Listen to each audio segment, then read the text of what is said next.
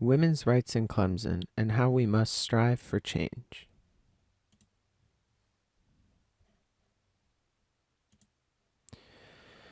The topic of women's rights in the Clemson community is something that we must protect and fight for at all costs. However, things did not start out as well as they are today. The first major milestone in women's rights was gaining the right to vote on August 28, 1920. Relatively soon after, they were accepted into Clemson as students in 1955. The rights of women in Clemson and all throughout the country have grown, but there are still things we need to see happen. We must celebrate the success we have had in the past, but also strive to continue these successes and fight for what still needs to change.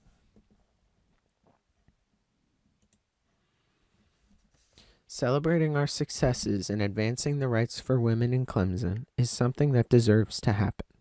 In a piece by Jerome V. Reel, the topic of integration of women into the campus is discussed. Also discussed are the early advances they made in joining clubs and programs throughout the college. These things are vital to the rights of women and are deserving of celebration. Another reason for celebration is the representation of women in STEM through a program titled WISE, or Women in Science and Engineering. This deserves to be celebrated, as this is a way for new students and younger women to become involved in a field that has been historically male-dominated. We must also recognize the success in dedicating March to be Women's History Month, as stated in a Clemson newsletter earlier this year. Now, some might say that this and the dedication of the month of March to not be reasons for celebration, as they are a reminder of how far we had to come and how bad it was at the beginning. But I say that is exactly the reason we need to celebrate.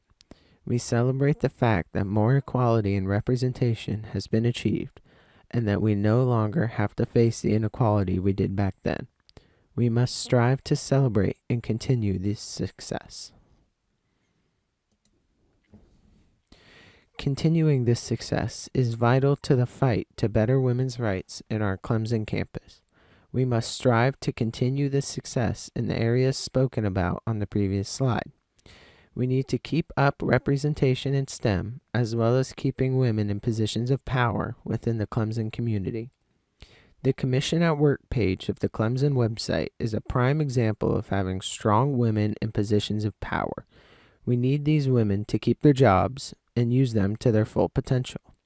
In another newsletter released by Clemson, it speaks about the plans that the collective women in leadership at the university have to support and continue fighting for women's rights. It is actions like this from women like these that are worth celebrating and continuing. Their positions need to be kept and honored in order to continue progress. We also need the WISE program to keep its position. Their website speaks about the representation of women in a male-dominated field and how we can push for equality. We also need to acknowledge and continue to support those in the major of women's leaderships. Aubriana Gonzalez is a double major in women's leaderships and communications. She is a perfect example of the types of women we need in our community. Now, yes, she might be looking for positions elsewhere, and that is great for her. But we need to support what she is doing and make an example to younger women, as well as all women, that they can become effective leaders and will be shown full support.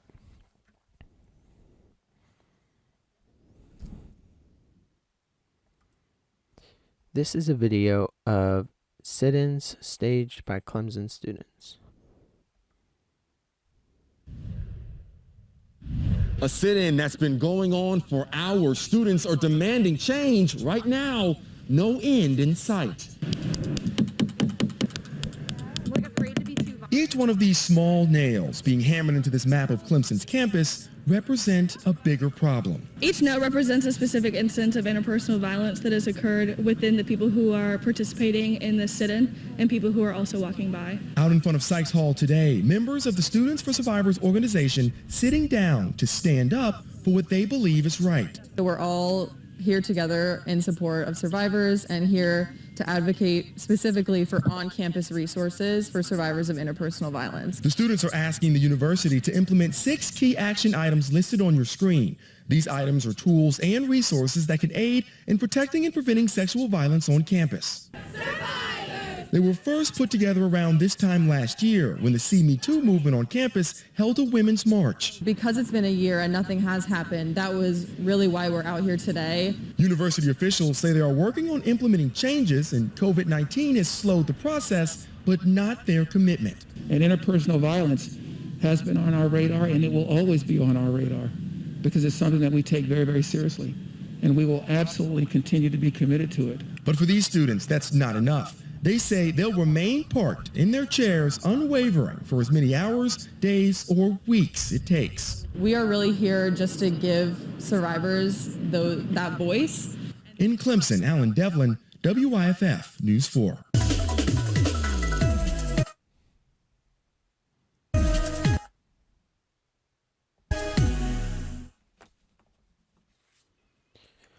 Now, more than ever, we need to recognize and support women whose rights are not being celebrated or even considered.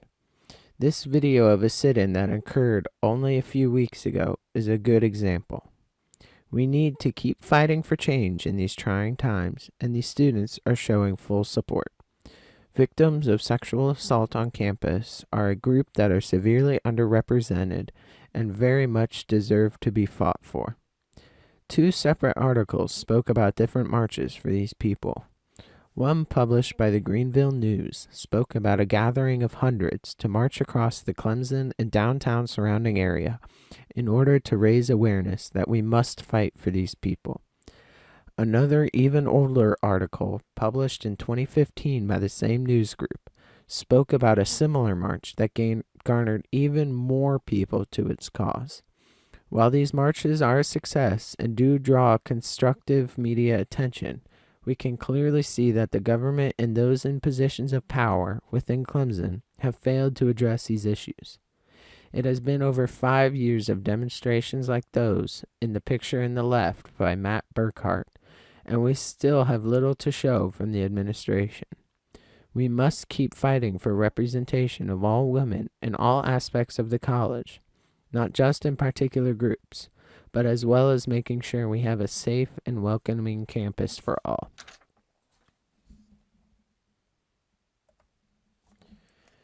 Overall, we should be proud of what we have been able to accomplish when it applies to women's rights in Clemson and the surrounding situation. Yet, we cannot stop striving for improvement. Women's rights have improved quite substantially over the past 100 years, but there is still more we can do. Everyone deserves the chance for healing and respect. We will not stop until everyone has these same rights, and we mustn't forget how far we have come.